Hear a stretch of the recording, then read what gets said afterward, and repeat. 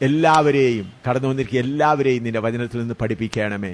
നിന്റെ വചനം കേട്ട് ധൈര്യപ്പെട്ടു പോകുവാൻ കൃപ നൽകണമേ. യേശുവിന്റെ വിലയേറിയ നാമത്തിൽ തന്നെ ആമേൻ.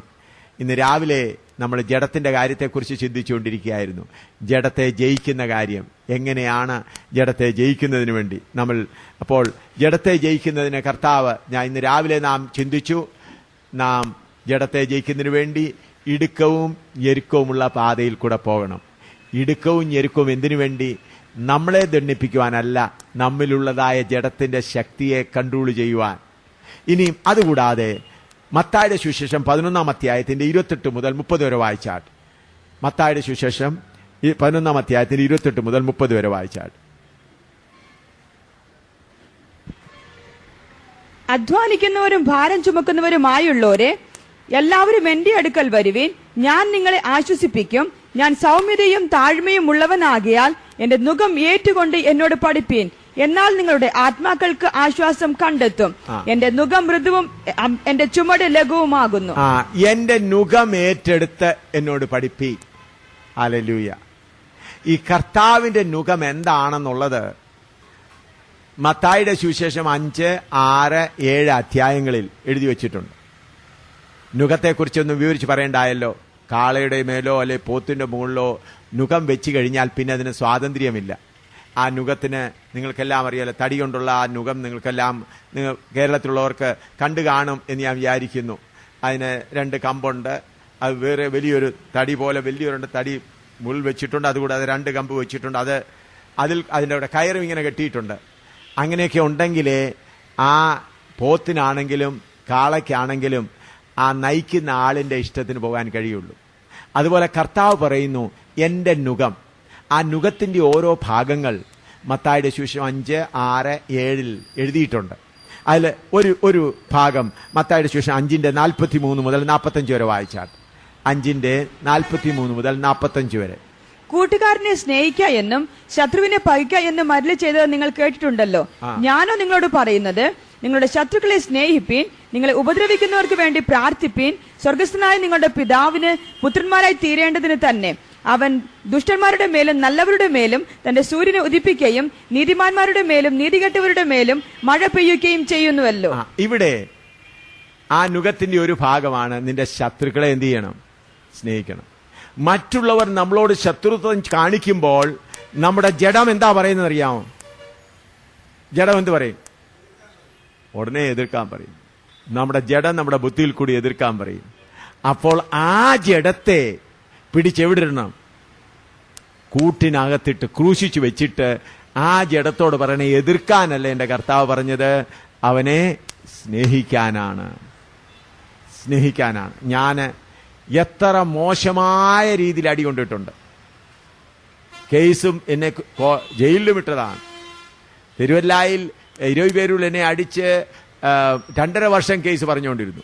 അപ്പോഴെല്ലാം പോലീസ് കോടതിയിൽ കേസ് നടന്നുകൊണ്ടിരുന്നപ്പോൾ അവർ പല പ്രാവശ്യം ചോദിച്ചു, നിന്നെ അടിച്ചവരുടെ പേര് പറയാൻ പറഞ്ഞു. ഞാൻ പറഞ്ഞു, അവരെന്റെ സഹോദരന്മാരാണ്, അവരറിയാതെ പറഞ്ഞു പോയതാണ്. യേശുക്രിസ്തു മാത്രം ദൈവം, ശബരിമല അയ്യപ്പൻ ദൈവമല്ല.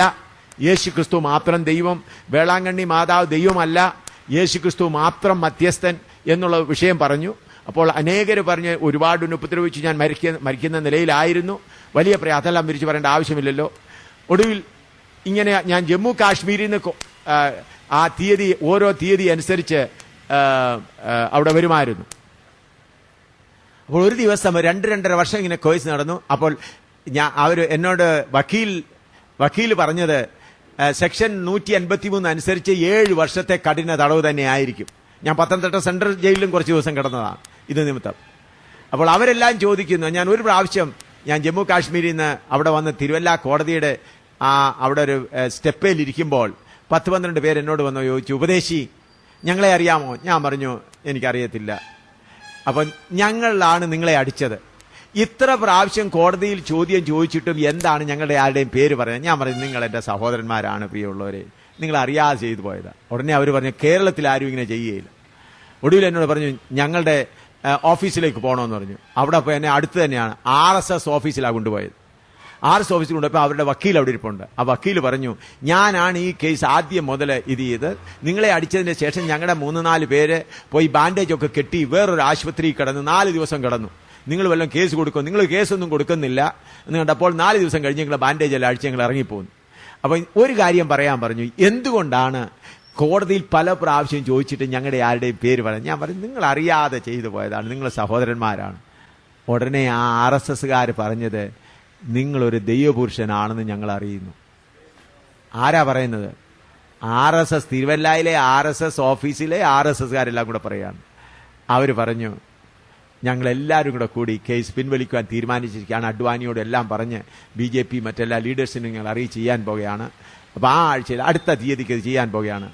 ഒടുവിൽ പറഞ്ഞു, അവരെല്ലാവരും എഴുന്നേറ്റ് നിന്നിട്ട് RSSകാരെന്നോട് പറഞ്ഞു, ഞങ്ങൾക്ക് വേണ്ടി പ്രാർത്ഥിക്കാൻ. ഞാൻ തിരുവല്ല RSS ഹെഡ്ക്വാർട്ടർ ഓഫീസിൽ നിന്ന് യേശുവിന്റെ നാമത്തിൽ, കർത്താവേ നീ അവരോട് ക്ഷമിക്കണമെന്ന് പ്രാർത്ഥിപ്പാനിടയായി. ഇതാരുടെയും കഥയല്ല ഞാൻ പറയുന്നത്. അപ്പോൾ അവരുടെ ഹൃദയം, എന്നിട്ട് അതിന് പിറ്റേ, അപ്പൊ ചെറിയാച്ചൻ എന്ന് പറഞ്ഞ ഒരാളായിരുന്നു വക്കീലായിട്ടിരുന്നത്. ഞാൻ പറഞ്ഞു, വക്കീൽ ചെറിയാച്ചനോട് ഞാൻ പറഞ്ഞു, വാദിക്കുന്നതെല്ലാം ഞാൻ തന്നെ ചെയ്തോളാം, പിന്നെ ഈ കോടതിയുടെ കേസിന്റെ പേപ്പറൊക്കെ എപ്പോഴാ വരുന്നത്, തീയതി എന്നാ വരുന്നത് എനിക്ക് അറിഞ്ഞുകൂടാ, അത് സഹോദരൻ ചെറിയാച്ചൻ തന്നെ ഉടനെ പറഞ്ഞു, പാസ്റ്റർ എല്ലാം അംഗീകരിക്കുകയാണെങ്കിൽ 7 വർഷം കഠിന തടവാണ്, സെക്ഷൻ 153 അങ്ങനെയാണ് പറയുന്നത്. ഞാൻ പറഞ്ഞു, സാരമില്ല, ഞാൻ സഹിച്ചോളാം എന്ന് പറഞ്ഞു. അപ്പോൾ ഒരു കൂട്ടം ദൈവദാസന്മാർ വന്ന് എന്നോട് പറഞ്ഞു, യേശുക്രിസ്തു മാത്രം ദൈവം എന്ന് പറഞ്ഞത് മാറ്റിയിട്ട് യേശുക്രിസ്തു ദൈവമാണെന്നങ്ങ് പറഞ്ഞു. ഞാൻ പറഞ്ഞു, ഞാൻ പറഞ്ഞത് അല്പം പോലും പിന്മാറുന്ന പരിപാടിയില്ല. പല പെന്തക്കോസ് ലീഡേഴ്സും പറഞ്ഞു, എന്തിനാ പാസ്റ്ററെ പോയി ജയിലിൽ കിടക്കുന്നത്, വടക്കേ ഇന്ത്യയിൽ അത് കുറച്ച് ആത്മാക്കൾ കൂടെ നേടിയാൽ പോരായോ, എന്തിനാ ഈ 7 വർഷം ജയിലിൽ കിടന്ന് കഠിന തടവ് കഷ്ടപ്പെടുന്നത് എന്തിനാണ്? ഞാൻ പറഞ്ഞു, യേശുക്രിസ്തു മാത്രം ദൈവമെന്ന് ഞാൻ പറഞ്ഞത് അവസാനം വരെ അതിന് പറഞ്ഞുകൊണ്ടിരിക്കും. എങ്കിലും ഒടുവിൽ ആ ചെറിയാച്ചനും പറഞ്ഞു, ഈ കേസ് 7 വർഷം ജയിലേ ആവുള്ളൂ. ഞാനത് കോടതിയിൽ നിന്ന് എനിക്ക് അനുവാദം തന്നിരുന്നു ഫിലിപ്പീൻസിലൊക്കെ പോകാമെന്ന്. ആദ്യം എനിക്ക് അനുവാദമില്ലായിരുന്നു, പിന്നെ എനിക്ക് അനുവാദം തന്നു. ആദ്യം എനിക്ക് പത്തനംതിട്ട ഡിസ്ട്രിക്റ്റിൽ വിട്ട് എങ്ങും പോകാൻ പാടില്ലെന്നായിരുന്നു, പിന്നെ അതിന് പെർമിഷൻ കിട്ടി, ഇന്ത്യയിൽ പോകാമെന്നായി, പിന്നെ അത് കഴിഞ്ഞ് വെളി രാജ്യങ്ങളിൽ പോകാമെന്നായി. കാരണം ഞാൻ പല പ്രാവശ്യം തുടരെ തീയതിക്ക് അനുസരിച്ച് തിരുവല്ല കോടതിയിൽ വന്ന് ഹാജരായിക്കൊണ്ടിരുന്നു. ഞാൻ ഫിലിപ്പീൻസിലായിരുന്നപ്പോൾ ഞാൻ ആ ചെറിയാച്ചനോട് പറഞ്ഞു, കോടതിയിൽ എന്താ നടന്നത് എന്നെ അറിയിക്കണമെന്ന് പറഞ്ഞു. അപ്പോൾ ഫിലിപ്പീൻ ചെറിയാച്ചൻ പറഞ്ഞു, ഞാൻ ദൈവം ഉണ്ടെന്നൊന്നും വിശ്വസിക്കുന്നവനല്ല, എന്നാൽ ഇന്ന് കോടതിയിൽ നടന്നത് എന്നെ ആകെ കുലുക്കി. എന്താണെന്ന് ചോദിച്ചു. അവരെല്ലാവരും കൂടെ വന്ന് പറഞ്ഞു, ആ ദൈവപുരുഷന്റെ എതിരെ ഞങ്ങൾക്കൊരു കേസുമില്ല, ഞങ്ങൾ കേസ് മുഴുവനും പിൻവലിക്കുന്നു. അപ്പോൾ കോടതിയിൽ വന്ന RSSകാർ എന്നെ കുറിച്ച് പറയുകയാണ്, എന്താണ്, ആ ദൈവപുരുഷന്റെ എതിരെ ഞങ്ങൾക്കൊരു കേടുമില്ല. അതെന്താ അങ്ങനെ ചെയ്യാൻ കാരണം എന്താ? കർത്താവ് പറഞ്ഞു, നിന്റെ ശത്രുക്കളെ എന്ത് ചെയ്യുക? സ്നേഹിക്കുക.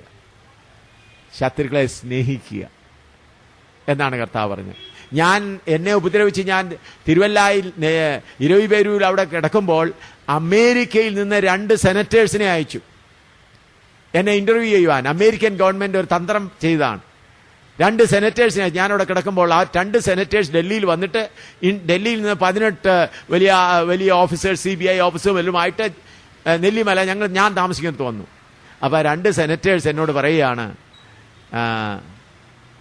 അപ്പോൾ ഇന്ത്യയിൽ സുവിശേഷം പ്രസംഗിക്കാൻ, അപ്പം ക്യാമറക്കാരും കൊണ്ട് വലിയ 18 ഉണ്ട്, സുവിശേഷം പ്രസംഗിക്കാൻ സ്വാതന്ത്ര്യമില്ലല്ലോ. ഞാൻ പറഞ്ഞു, എനിക്ക് സുവിശേഷം പ്രസംഗിക്കാൻ സ്വാതന്ത്ര്യമുണ്ട്, അവർക്ക് എന്നെ അടിക്കാനും സ്വാതന്ത്ര്യമുണ്ടെന്ന് പറഞ്ഞു. ഞാൻ എന്താ പറഞ്ഞത്? എനിക്ക് സുവിശേഷം പ്രസംഗിക്കാൻ സ്വാതന്ത്ര്യമുണ്ട്, അവർക്ക് എന്നെ അടിക്കാനും സ്വാതന്ത്ര്യമുണ്ട്. ഞാൻ പറഞ്ഞു, അമേരിക്കയിൽ മയാമി ബീച്ചിൽ ഞാൻ പ്രസംഗിച്ചുകൊണ്ട് 3 പ്രാവശ്യം എന്നെ പോലീസ് അറസ്റ്റ് ചെയ്തു. അമേരിക്കയിൽ മയാമി ബീച്ചിൽ എന്നെ പോലീസ് സ്റ്റേഷനിൽ കൊണ്ടുപോയി. ഞാൻ അന്ന് അവരോട് പറഞ്ഞു, നിങ്ങൾ ലോകത്തിൽ, അവർ പറഞ്ഞു, പ്രസംഗിക്കുന്നത് ബീച്ചിലല്ല പ്രസംഗിക്കേണ്ടത്, പള്ളിക്കകത്ത് പോയി പ്രസംഗിക്കാൻ പറഞ്ഞു. ഇവരുടെ സമാധാനം കെടുത്തു. ഞാൻ പറഞ്ഞു, അമേരിക്കയിൽ പാപത്തിന് സ്വാതന്ത്ര്യമുണ്ട്, സുവിശേഷത്തിന് സ്വാതന്ത്ര്യമില്ല എന്ന് ഞാൻ ലോകത്തോട് അറിയിക്കുമെന്ന് പറഞ്ഞു. അങ്ങനെയാണ് 3 പ്രാവശ്യം അറസ്റ്റ് ചെയ്തിട്ടും വിടുതലുണ്ടായത്. ഞാൻ പറഞ്ഞു, നിങ്ങളെ അമേരിക്കയിൽ ഞാൻ സുവിശേഷം പ്രസംഗിച്ചാൽ 3 പ്രാവശ്യം എന്നെ അറസ്റ്റ് ചെയ്തു. അപ്പോൾ അവർ വന്നത് എന്താ, ഇന്ത്യയെ എങ്ങനെയെങ്കിലും ഒന്ന് ഡൗൺ ചെയ്യാൻ, ഇവിടെ മതസ്വാതന്ത്ര്യമില്ല എന്ന് പറയുവാനാണ്. ഒടുവിൽ അവർ പോയി കഴിഞ്ഞപ്പോൾ ഈ 18 ഓഫീസേഴ്സ് വന്നിട്ട് ഡൽഹിയിൽ നിന്ന് അയക്കപ്പെട്ട 18 ഓഫീസേഴ്സ് വന്നിരിക്കുക, നിങ്ങൾ ഇത്ര ദേശഭക്തനാണ് ഞങ്ങൾ ഇതുവരെയും ചിന്തിച്ചില്ല, നമ്മുടെ രാജ്യത്തെ നിങ്ങൾ ഒറ്റിക്കൊടുക്കുമെന്നാണ് നിങ്ങൾ വിചാരിച്ചത്. ഞാൻ പറഞ്ഞു, എനിക്ക് ദൈവവചനമാണ് പറയുന്നത്. കർത്താവായ യേശുക്രിസ്തു പറയുന്നു, നിന്റെ ശത്രുക്കളെ നിന്നെ പോലെ തന്നെ സ്നേഹിപ്പീൻ. യേശുക്രിസ്തു ക്രൂശിന്മേൽ കിടക്കുമ്പോൾ ദൈവം പിതാവേ ഇവർ അറിയാതെ ചെയ്തുകൊണ്ട് ഇവരോട് ക്ഷമിക്കണമേ. അപ്പോ സ്തിഫനോസും പറയുന്നത് ദൈവമേ ഇവരുടെ പാപം ഇവരുടെ മേൽ നിർത്തരുത്, ഞാൻ അതേ ചെയ്തോളൂ എന്ന് പറഞ്ഞു. ആ 18 പേരിൽ ഞാനൊരു സുവിശേഷം പറഞ്ഞു. 5 പേര് 18 ഓഫീസേഴ്സ് വന്നതിൽ 5 പേര് മുട്ടുകുത്തി കർത്താവിനെ രക്ഷിതാവായി സ്വീകരിച്ചു പോകുവാനിടയായി. അതുകൊണ്ട് പ്രിയമുള്ളവരെ, കർത്താവിന്റെ വചനത്തിൽ എഴുതിയിരിക്കുന്നത് പോലെ ആത്മാവിനാൽ നമ്മുടെ ജഡത്തെ മരിക്കണമെങ്കിൽ എന്ത് ചെയ്യണം? ആ നുകം ഏറ്റെടുക്കണം. ആ നുകത്തിൽ ഒന്നാമത് എന്താണ്? നമ്മുടെ ശത്രുക്കളെ സ്നേഹിക്കുക. നമ്മുടെ ജഡം എന്ത് പറയും? ഓ, ശത്രുക്കളോട് വാദിക്കാം, കോടതിയിൽ പോകാം. അങ്ങനെയല്ല. ജഡമേ, നീ പറയുന്നത് ഞാൻ കേൾക്കയില്ല, വചനമാണ് ഞാൻ അനുസരിക്കാൻ പോകുന്നത്. എന്റെ ശത്രുവായിരിക്കുന്നവനെ ഞാൻ എന്ത് ചെയ്യും? സ്നേഹിക്കും. ഇനി മത്തായിയുടെ സുവിശേഷം 5:38 മുതൽ 41 വരെ വായിച്ചാട്ടെ. 5:38 മുതൽ 41 വരെ. കണ്ണിന് പകരം കണ്ണ്, പല്ലിന് പകരം പല്ലും എന്ന് അരുളി ചെയ്തത് നിങ്ങൾ കേട്ടിട്ടുണ്ടല്ലോ. ഞാനോ നിങ്ങളോട് പറയുന്നത്, ദുഷ്ടനോട് എതിർക്കരുത്. ദുഷ്ടനോട് എന്ത് ചെയ്യരുത്? എതിർക്കരുത്. അവൻ എന്ത് വേണേ ചെയ്തോട്ടെ, അവനെ എന്ത് ചെയ്യരുത്? എതിർക്കരുത്. ദുഷ്ടൻ വല്ലതും ചെയ്യുമ്പോൾ നമ്മുടെ ജഡം എന്താ പറയുന്നത്? നീ എന്താണ് മിണ്ടാതിരിക്കുന്നത്? അപ്പൊ ദുഷ്ടൻ വന്നിപ്പോ എന്റെ ഈ ടോർച്ച് എടുത്തോണ്ട് പോവുക. അപ്പോൾ എന്റെ ജഡം എന്ന് പറയും, ദൈവത്തിന്റെ വക ദുഷ്ടൻ എടുത്തോണ്ട് പോകുന്നത് നീ എന്തിനാ അനുവദിക്കുന്നേ? എന്റെ ജഡം എന്താ പറയുന്നറിയാമോ? എന്താ പറയും? ഇത് ദൈവത്തിന്. ഇപ്പൊ ഈ വാച്ച് പറിച്ചുകൊണ്ട് പോവുക, വാച്ച് പിടിച്ചു പറിച്ചുകൊണ്ട് പോവുക.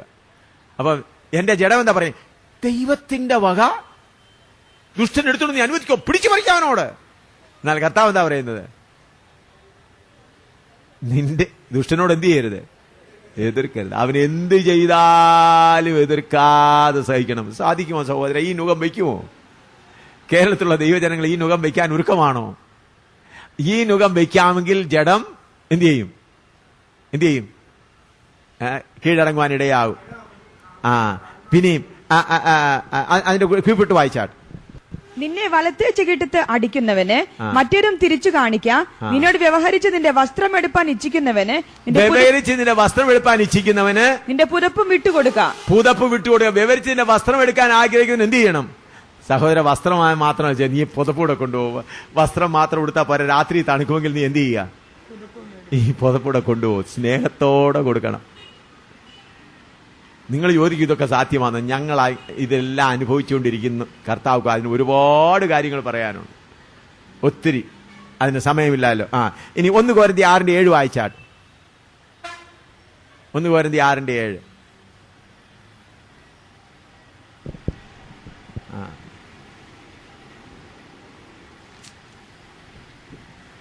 നിങ്ങൾക്ക് തമ്മിൽ വ്യവഹാരം ഉണ്ടാകുന്നത് തന്നെ കേവലം പോരായ്മയാകുന്നു. അതിനു പകരം നിങ്ങൾ അന്യായം സഹിച്ചു കൊള്ളാഞ്ഞത് എന്ത്? അന്യായം സഹിച്ചു കൊള്ളാത്തത് എന്ത്? ഹല്ലേലൂയ. ഒരു നുകത്തിലെ ഒരു ഭാഗമായി എന്ത് ചെയ്യണം? അന്യായം, മറ്റുള്ളവർ അന്യായമാ ചെയ്യുന്നതെന്ന് മനസ്സിലായി കഴിയുമ്പോൾ നമ്മുടെ ജഡം എന്ത് പറയും? പിടിച്ചു പറിക്ക്. അന്യായം എന്തിനാ സഹിക്കുന്നത്? യേശുവിന്റെ നാമത്തിൽ അവനെ പുറത്താക്കെന്ന് പറയും. എന്നാൽ കർത്താവിന്റെ നുകമെടുത്ത് അവരുടെ ജഡത്തെ മരിക്കുവാൻ ആഗ്രഹിക്കുന്നവർ എന്ത് ചെയ്യും? അന്യായം സഹിച്ചുകൊള്ളാൻ ഒരുങ്ങും. ഹല്ലേലൂയ. അതാണ് ദൈവമക്കൾക്ക് അന്യായം. ഞാൻ ഒരു ചെറിയ അനുഭവം, ഒരുപാട് അനുഭവങ്ങളൊന്നും, ഒരു ചെറിയ അനുഭവം പറയാം. ഉദംപൂരിൽ ഞങ്ങൾ കഴിഞ്ഞ കാലം മുൻപ് ഒരു അല്പസ്ഥലവും അവിടെ ബൈബിൾ സ്കൂളിന് വേണ്ടിയുള്ള ക്രമീകരണങ്ങളെല്ലാമായിട്ട് ഒരു സ്ഥലം മേടിക്കാനായി തീരുമാനിച്ചു. അതിന് കർത്താവ് പണം തന്നു. പിന്നെ ഇപ്പം അതെല്ലാം ഞങ്ങളെല്ലാം വിറ്റ് മറ്റുള്ളവർ കൊടുത്തു. ഇപ്പം ഞങ്ങൾ ആ ബൈബിൾ സ്കൂളൊന്നും ഞങ്ങളിപ്പോൾ ഒന്നും ഭൗതികമായി സ്വന്തമായിട്ടൊന്നും വെക്കാതെ കർത്താവ് പറഞ്ഞനുസരിച്ച് ഞങ്ങൾ വാടക വീട്ടിൽ തന്നെയാണ് ഇപ്പോൾ ജീവിക്കുന്നതും. അങ്ങനെ തന്നെയാണ് ഞങ്ങൾ കൂടുതൽ പരദേശികളായി മുൻപോട്ട് പോകാൻ കർത്താവ് ഭാഗ്യം തന്നത്. അത് ഏറ്റവും സന്തോഷമായിരിക്കുന്നത്. എന്നാൽ അന്ന് ആ കാലത്ത് അപ്പോൾ ആ വസ്തു മേടിക്കുമ്പോൾ തഹസീൽദാരെയും കൂടെ കൊണ്ടുവന്നു. തഹസീൽദാരും പട്ടുവാരി അവിടെ പറയുന്നത് അവരെല്ലാം കൂടി അതിലൊക്കെ മാർക്ക് ചെയ്തു. അങ്ങനെയാണ് ഇത്. പിറ്റേ ദിവസം രാവിലെ ഞാൻ വേലക്കാരെയും കൊണ്ട് അതിന്റെ മതിലിന് വേണ്ടി, അതിന്റെ കോമ്പൗണ്ട് വാളിന് വേണ്ടി കുഴിക്കാനായിട്ട് ഇങ്ങനെ ചെന്നപ്പോൾ ആ കുറ്റി അടിച്ചിരുന്നു 1.5 അടി താഴെയോട്ട് കുറ്റി മാറ്റി വെച്ചിരിക്കുന്നു വസ്തുവിന്റെ. അപ്പൊ വേലക്കാർ പറഞ്ഞു ഇന്നലെ കുറ്റി വെച്ചിരുന്നു ഇവിടാണ്. ഞാൻ നോക്കിയപ്പോൾ 1.5 അടി താഴെ, അങ്ങ് വളരെ നീളത്തിൽ 1.5 അടി മാറ്റി വെക്കുക. ഞാൻ പറഞ്ഞു കർത്താവ് പറഞ്ഞിട്ടുണ്ട് ഒരു ചികിട്ടത്തടിച്ചാൽ മറ്റൊരു കണി 1.5 അടി കൂടുതൽ താഴെ ഇറക്കി വയ്ക്കാൻ പറഞ്ഞു. അദ്ദേഹം 1.5 അടി അവര് 1.5 അടി വെച്ച്, ഞാൻ 1.5 അടി, അങ്ങനെ 3 അടി വിട്ടേച്ച് വാനം തോണ്ടാൻ തുടങ്ങി. വാനം തോണ്ടാൻ തുടങ്ങിയപ്പോൾ അതിന്റെ മുകളിലുള്ള വസ്തുക്കാരൻ വന്ന് പറയാൻ, അയ്യോ നിങ്ങൾ എന്തിനാ ഈ 3 അടി, നിങ്ങളുടെ ഇവിടാണ് പറയും, നിങ്ങൾ എന്തിനാ ഇവിടെ 1.5 അടി, ഞങ്ങളൊരു ലാറ്ററിന് മറ്റേ ഞങ്ങൾക്കൊരു അല്പം ആവശ്യമുണ്ടായിരുന്നു പറഞ്ഞു. ഞാൻ ഉടനെ പറഞ്ഞു, ഇല്ല ഇവിടെ തന്നെ നിങ്ങൾ വയ്ക്കണം. ഞാൻ ഇല്ല, ഞങ്ങൾ തീരുമാനിച്ച് നിങ്ങൾ 3 അടി രീതിയിൽ പൂർണ്ണമായി എടുത്തോളാൻ പറഞ്ഞു. അവരെന്തായിരുന്നു ചെയ്തെന്നറിയാമോ? 11 പേരെ കൊണ്ടുവന്ന് കള്ളും കുടിപ്പിച്ച് അവരുടെ വീട്ടിൽ ഇരുമ്പ് കമ്പിയും കൊണ്ട് വെച്ചിരിക്കുകയായിരുന്നു ഞങ്ങളോട് വഴക്കുണ്ടാക്കാൻ. ഞങ്ങൾ എന്തിനാണ് നിങ്ങൾ അടിച്ചതെന്ന് പറഞ്ഞ് മേളിൽ ഞങ്ങൾ ആ 1.5 അടി കുറ്റി വയ്ക്കുകയാണെങ്കിൽ ഞങ്ങളോട് ബലമായി അടിച്ച് മേടിക്കാൻ അവരെ കള്ളും കുടിപ്പിച്ച്, അയാൾ തന്നെ പറയാം, ഞാൻ 11 പേരെ കൊണ്ടുവന്ന് കള്ളും കുടിപ്പിച്ച് വെച്ചിരിക്കുക, ഇരുമ്പ് കമ്പിയുമായിട്ട് വെച്ചിരിക്കുക. നിങ്ങളുടെ ഈ പ്രവൃത്തി കണ്ടിട്ട് ഞങ്ങൾക്കൊന്നും ചെയ്യുവാൻ കഴിയാതെ പോയി എന്ന് പറഞ്ഞു. ഒടുവിൽ അറിയാം, അദ്ദേഹം മരിച്ചുപോയി. അദ്ദേഹം മരിക്കുന്നത് വരെ എപ്പോൾ ഞാൻ എഴുതിലേയും പോയി വരെ എന്നെ കാണുന്നുണ്ട് എഴുന്നേൽക്കും.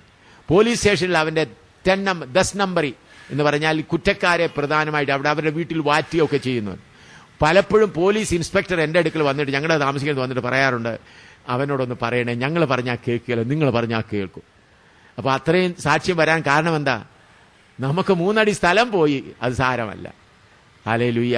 3 അടി നീളത്തിൽ കുറച്ചേറെ സ്ഥലം പോയി. നാം പറയുന്ന കർത്താവിന്റെ വചനപ്രകാരം നാം ജീവിക്കുകയാണെങ്കിൽ നമ്മുടെ ജഡം എന്ത് ചെയ്യും? ജഡം കീഴ്പ്പെടും. ഇപ്പൊ അമ്മാവിയമ്മയും മരുമകളും കൂടെ വഴക്കുണ്ടായി അമ്മാവിയമ്മ പറയാ, നീ ജോലിയൊന്നും ചെയ്യുന്നില്ല. ഉടനെ മരുമകൾ എന്ത് പറയണം? അമ്മച്ചി വിശ്രമിച്ച, ഇനി ജോലി മുഴുവൻ ഞാൻ തന്നെ അങ്ങ് ചെയ്തോളാം. ഹല്ലേലൂയ. അല്ലെങ്കിൽ അമ്മച്ചിക്ക് പ്രയാസമാണ്, ഞാൻ ഭർത്താവിനോട് അമ്മച്ചിയുടെ മകനോട് സംസാരിക്കുന്നു പറഞ്ഞാൽ, ശരി അമ്മച്ചി മകനും കൂടെ സംസാരിച്ചിട്ട് ഞാൻ സ്വോത്രം പറഞ്ഞുകൊണ്ട് അങ്ങ് ഇരുന്നോളാം. ഇങ്ങനെയൊക്കെ ചെയ്യുമ്പോഴാണ് എന്താ നമ്മുടെ ജഡം എന്ത് ചെയ്യുന്നത്?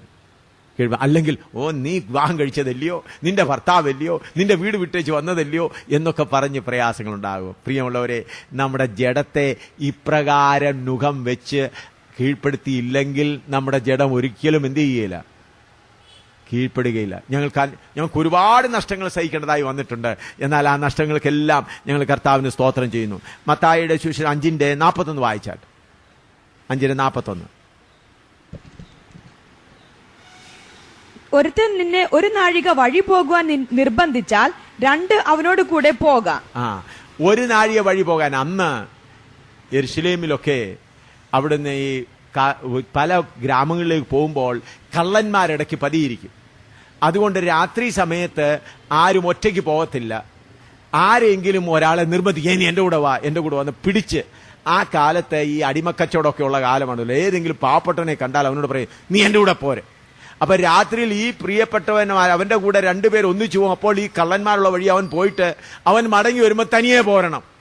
അപ്പൊ കള്ളന്മാരാലുള്ള സകല ആപത്തുവാൻ എന്ത് ചെയ്തേ വെക്കുള്ളൂ? സഹിച്ചേ വെക്കുള്ളൂ. കർത്താവ് എന്താ പറയുന്നത്? ഒരുത്തൻ നിന്നോട് 1 മൈല് പോകാൻ പറഞ്ഞാൽ നീ എന്ത് ചെയ്യണം? 2 മൈല് പോകുവാൻ ഒരുക്കണം. അങ്ങനെയുള്ളതായ കാര്യങ്ങൾ ചെയ്യുവാൻ നാം ഒരുങ്ങുകയാണെങ്കിൽ നമ്മുടെ അകത്ത് കിടക്കുന്ന ജഡമാകുന്ന സാത്താന്റെ സന്താൻ, ഞാൻ ഇന്ന് രാവിലെ പറഞ്ഞല്ലോ, ജഡം ആരുടെ പുത്രനാ? സാത്താന്റെ പുത്രനാ. ആ സാത്താന്റെ പുത്രനാകുന്ന ജഡം നമ്മിൽ കീഴ്പ്പെടണമെങ്കിൽ ഇവനെ ഇതുപോലെ നമ്മൾ വരച്ച വഴിയിൽ നിർത്തണം. അതിനോടുകൂടെ ചേർന്നാണ് ചില വാക്യങ്ങളൂടെ നമുക്ക് വായിക്കാം. മത്തായിയുടെ സുവിശേഷം 10-ാം അധ്യായത്തിന്റെ 38-39. മത്തായിയുടെ സുവിശേഷം 10-ാം അധ്യായത്തിന്റെ 38-39. തന്റെ ക്രൂശ് എടുത്ത് എന്നെ അനുഗമിക്കാത്തവനും എനിക്ക് യോഗ്യനല്ല. എന്റെ ക്രൂശ് എടുത്ത് എന്നെ അനുഗമിക്കാത്തവനും എനിക്ക് യോഗ്യനല്ല. തന്റെ ജീവനെ കണ്ടെത്തിയവൻ അതിനെ കളയും, എന്റെ നിമിത്തം തന്റെ ജീവനെ കളഞ്ഞവൻ അതിനെ കണ്ടെത്തും. ഇനി ലൂക്കോസ് 9:23 വായിച്ചാൽ. ലൂക്കോസ് 9:23. പിന്നെ അവൻ എല്ലാവരോടും പറഞ്ഞത്, എന്നെ അനുഗമിപ്പാൻ ഒരുത്തൻ ഇച്ഛിച്ചാൽ അവൻ തന്നെത്താൻ നിഷേധിച്ച് നാൾതോറും തന്റെ ക്രൂശ് എടുത്തും കൊണ്ട് എന്നെ അനുഗമിക്കട്ടെ. പ്രിയമുള്ളവരെ, ഈ കാര്യം നിങ്ങൾ അല്പം ശ്രദ്ധിക്കണം. നാൾതോറും നമ്മുടെ ക്രൂശ് എടുക്കണം. ഞാൻ ഇന്ന് രാവിലെ പറഞ്ഞല്ലോ, വിടുതൽ ശുശ്രൂഷയുടെ കാര്യം നിമിത്തം അനേകർ വിടുതൽ പ്രാപിപ്പാൻ ആഗ്രഹിക്കുന്നാൽ ദൈവത്തിന്റെ വചനം പറയുന്നത് എന്താണ്? നമ്മളെല്ലാവരും എന്ത് ചെയ്യണം? ക്രൂശ് എടുക്കണം. നമ്മളെ കർത്താവ് അവന്റെ രാജ്യത്തിലാക്കിയിട്ട് വെറുതെ അങ്ങ് വിട്ടിരിക്കുകയാണോ? റോമാലേഖനം 8:28 വായിച്ചാൽ പെട്ടെന്ന് ചില വാക്യങ്ങൾ വായിച്ച് നമുക്ക് ചില കാര്യങ്ങൾ ഗ്രഹിക്കാനുണ്ട്. പ്രത്യാശാലല്ലോ നാം രക്ഷിക്കപ്പെട്ടിരിക്കുന്നത്. റോമർ 8:28. എന്നാൽ ദൈവത്തെ സ്നേഹിക്കുന്നവർക്ക് നിർണയപ്രകാരം വിളിക്കപ്പെട്ടവർക്ക് തന്നെ സകലവും നന്മയ്ക്കായി കൂടി വ്യാപരിക്കുന്നു. സകലവും. ആക്സിഡന്റ് ഉണ്ടാകുന്നത് എന്തിനു വേണ്ടി? നന്മയ്ക്ക് വേണ്ടി. കള്ളന്മാർ വന്ന് ചോർത്തിക്കൊണ്ട് പോകുന്നത് എന്തിനു വേണ്ടി?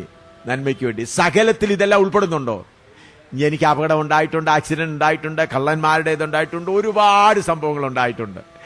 സകലതും ദൈവത്തെ സ്നേഹിക്കുന്നവർക്ക്, നിർണയപ്രകാരം വിളിക്കപ്പെടുന്നവർക്ക് സകലതും നന്മയ്ക്കായിട്ടാണ്. പിന്നെ വിടുതലിന് എന്തിനാ സഹോദര ആവശ്യം പറഞ്ഞാട്ട്?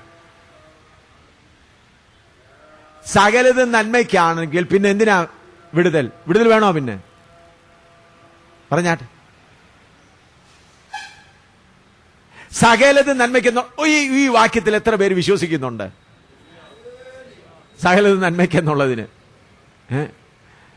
സകലതും പൗലോസ് പറയുന്ന ആ ഭാഗം we know, English practically I know, പ്രായോഗികമായിട്ട് എനിക്കറിയാം. ഉദാഹരണമായിട്ട് ഇപ്പോൾ ഇതിനു മുൻപ് മുണ്ടക്കയത്ത് വരണം, മുണ്ടക്കയം ഇങ്ങനെ ഒരു പട്ടണം ഇവിടെ ഉണ്ട്, അത് കോട്ടയത്തിനും റാന്നിക്കും ഇടയ്ക്കാണ്, എരുമേലി കഴിഞ്ഞിട്ടാണെന്നൊക്കെ ഒരു അറിവുണ്ടായിരുന്നു. അത് പുസ്തകത്തിൽ കൂടെ അല്ലെങ്കിൽ കേട്ടറിവ്. എന്നാൽ ഞങ്ങൾ ഇവിടെ യാത്ര ചെയ്ത് വന്നപ്പോൾ ഒരു പ്രായോഗികമായ അറിവുണ്ടായി. എരുമേലിയിൽ നിന്ന് ഇങ്ങനെ വന്നാൽ മുണ്ടക്കയത്ത് ഇങ്ങനെ ഒരു ബസ് സ്റ്റാൻഡ് ഉണ്ട്. ആ പ്രായോഗിക അറിവിന്റെ ശബ്ദമാണ് അപ്പോസ്തലനായ പൗലോസ്. പ്രായോഗികമായി അനുഭവത്തിൽ കൂടെ എനിക്കറിയാം സകലതും നന്മയ്ക്കായി കൂടി വ്യാപിക്കും. പ്രിയ ദൈവമക്കളെ, നമ്മെ ദൈവം രക്ഷയിൽ കൊണ്ടുവന്ന് അവന്റെ രാജ്യത്തിലാക്കിയിട്ട് സാത്താന്റെ മുമ്പിൽ അങ്ങ് ഇട്ടുകൊടുത്തിരിക്കുകയല്ല. പലർക്കും ചിന്തയുണ്ട് നമ്മുടെ മേൽ ശാപമുണ്ടെന്ന്. പ്രിയമുള്ളവരെ, കർത്താവായ യേശുക്രിസ്തുവിനെ രക്ഷിതാവായി സ്വീകരിച്ച് നിങ്ങൾ പുതിയ സൃഷ്ടി ആയതോടുകൂടെ സകല ശാപങ്ങളും എന്നേക്കുമായി മാറിപ്പോയി. ഇന്ന് ചിലർ പുസ്തകങ്ങളൊക്കെ എഴുതി അപ്പന്റെ ശാപം, അമ്മയുടെ ശാപം, തലമുറയുടെ ശാപം എന്നൊക്കെ പറഞ്ഞത് പഴയ നിയമകാലത്തെയാ. ദൈവസഭയെ ചൂഷണം ചെയ്യാൻ, പണമുണ്ടാക്കാൻ ചെയ്യുന്ന പരിപാടിയാണ് അതെല്ലാം. എന്നാൽ 2 Corinthians 5:17 എന്താണ് വായിക്കുന്നത്? വായിച്ചാൽ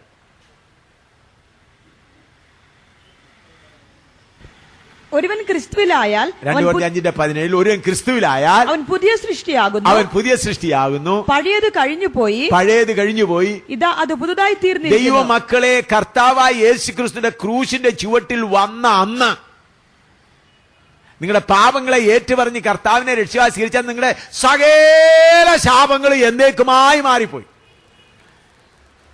ഒരു ദൈവത്തിന്റെ മേൽ ഒരു ശാപവും ഇന്നില്ല. ഞാൻ ഒരു പ്രാവശ്യം കുവൈറ്റിൽ ചെന്നപ്പോൾ അവിടെ ഒരു പ്രത്യേക കർത്താവിന്റെ ദാസന് ശാപം മുറിക്കുന്ന ഒരു അമേരിക്കക്കാരനൊരു ഉണ്ടല്ലോ, അദ്ദേഹത്തിന്റെ ഡെറിക് പ്രിൻസിന്റെ ഒരാഴ്ചത്തെ വലിയ യോഗം അവിടെ നടന്നു. അപ്പോൾ ഞാൻ അവിടെ ആഹാരം കഴിക്കാൻ, ഉച്ചയ്ക്ക് അവിടെ ചെന്ന് ആഹാരം കഴിക്കുമ്പോൾ ഡെറിക് പ്രിൻസിന്റെ CD ഇട്ടുകൊണ്ട് അവര് കണ്ടുകൊണ്ടിരിക്കുക. പാസ്റ്ററെ, ഇവിടെ കുവൈറ്റില് അബുദാബിയിൽ നിന്നും ദുബൈയിൽ നിന്നും മറ്റെടുത്തു നിന്നില്ല എത്രായിരം ആളുകളാ വന്നത്. ഭയങ്കര യോഗമാണ്, ഇത്ര വലിയ യോഗം ഞങ്ങൾ കണ്ടിട്ടില്ല കുവൈറ്റിൽ ആദ്യം. അപ്പോൾ ഇതാന്ന് പ്രസംഗിച്ചത്. അപ്പം ഞാൻ നോക്കിയപ്പം വചനം കേട്ടുകൊണ്ട് ഞാൻ ആഹാരം കഴിച്ചുകൊണ്ടിരിക്കുമ്പോൾ ഡെറിക് പ്രിന്റെ പ്രസംഗം. അപ്പോൾ പുള്ളിക്കാരൻ എങ്ങനെ ആ ശാപം വന്നതെല്ലാം പഴയ നിയമത്തിൽ. അപ്പം അന്ന് വൈകിട്ട് യോഗം തുടങ്ങുകയാണ്. പരസ്യമായി ഞാൻ പറഞ്ഞു, നിങ്ങളെല്ലാം ശാപത്തിൽ നിന്ന് വിടുവിക്കപ്പെട്ടവരാണല്ലോ എന്ന് പറഞ്ഞ് പുതിയ സൃഷ്ടിയെക്കുറിച്ച് പ്രസംഗിച്ചു. പിറ്റേ ദിവസവും പ്രസംഗിച്ചു. അപ്പോൾ പറഞ്ഞു, അയ്യോ, ഞങ്ങൾ ഇത്രമാത്രം വഞ്ചിക്കപ്പെട്ടു പോയല്ലോ. കൂട്ടമായിട്ട് മേടിച്ച കസറ്റും CD-യും കൊണ്ടുവന്ന് അടിച്ച് ഒട്ടിച്ച് ദേഷ്യത്തോട് ചിലർ തീയരിക്കുകയും ചിലർ എറിഞ്ഞുകളയുകയും ചെയ്തു. എന്താ? ദൈവജനത്തെ മുഴുവനും കബളിപ്പിച്ചു. ഇതിനുവേണ്ടി എവിടെ നിന്നൊക്കെ വന്നു ആളുകൾ. പിന്നെ കർത്താവിന്റെ ദാസന്മാർ പറയാണ്, കർത്താവിന്റെ ദാസനെ ഞങ്ങൾ ഇത്ര മൂഢരായി പോയല്ലോ, ഞങ്ങൾ വചനം ശ്രദ്ധിച്ചേ ഇല്ലല്ലോ. ആരാ പറയുന്നത്? കർത്താവിന്റെ 10,000 ആളുകൾ ഇരുന്നവരാ പറയുന്നത്. പ്രിയമുള്ളവരെ, വചനത്തിൽ ഉറച്ചു നിൽക്കണം. ഒരുവൻ ക്രിസ്തുവിലായാൽ എന്താണ്? അവൻ പുതിയ സൃഷ്ടി. പഴയതെല്ലാം എന്തുപോയി? കഴിഞ്ഞുപോയി. അപ്പന്മാരുടെ ശാപം, അമ്മമാരുടെ ശാപം, മറ്റേ ശാപം, ശാപം മുഴുവനും കഴിഞ്ഞുപോയി. അത് കഴിഞ്ഞ് കർത്താവ് നിങ്ങളെ എവിടെയാ വെച്ചിരിക്കുക? മത്തായിയുടെ സുവിശേഷം 10-ാം അധ്യായത്തിൽ 27-29 വരെ എന്ന് വായിച്ചാട്ട്. നിങ്ങളെ എവിടെയാ വെച്ചിരിക്കുന്ന കർത്താവ്? മത്തായിയുടെ സുവിശേഷം 10-ന്റെ 27 മുതൽ 29 വരെ.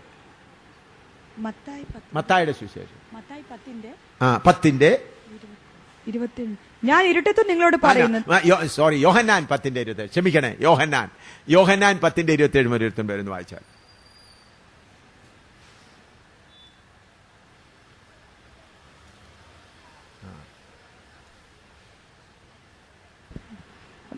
ഞാൻ അവയെ അറിയുകയും അവ എന്നെ അനുഗമിക്കുകയും ചെയ്യുന്നു. ഞാൻ അതിന്റെ 26 മുതൽ വായിച്ചാട്, 27 മുതൽ വായിച്ചാട്, 26 മുതൽ വായിച്ചാട്.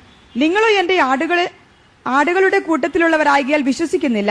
എന്റെ ആടുകൾ എന്റെ ശബ്ദം കേൾക്കുന്നു. എന്റെ ആടുകൾ എന്റെ ശബ്ദം കേൾക്കുന്നു. ഞാൻ അവയെ അറിയുകയും അവ എന്നെ അനുഗമിക്കുകയും ചെയ്യുന്നു. ഞാൻ അവയ്ക്ക് നിത്യജീവൻ കൊടുക്കുന്നു. അവ ഒരു നാൾ നശിച്ചു പോകുകയില്ല. ആരും അവയെ എന്റെ കയ്യിൽ നിന്ന് പിടിച്ചു പറിക്കുകയുമില്ല. ആരും അവയെ എന്റെ കയ്യിൽ നിന്ന് എന്ത് ചെയ്യല, പിടിച്ചു പറിക്കുകയും. അപ്പോഴെവിടെയാ നമ്മളെ വെച്ചിരിക്കുന്നത്? പറഞ്ഞാട്ട്, രക്ഷിക്കപ്പെട്ട ദൈവ പൈതലെ, നിന്നെ സാത്താന്റെ ദയക്ക് വിട്ടിരിക്കുകയല്ല, നിന്റെ കയ്യിൽ വെച്ചിരിക്കുക.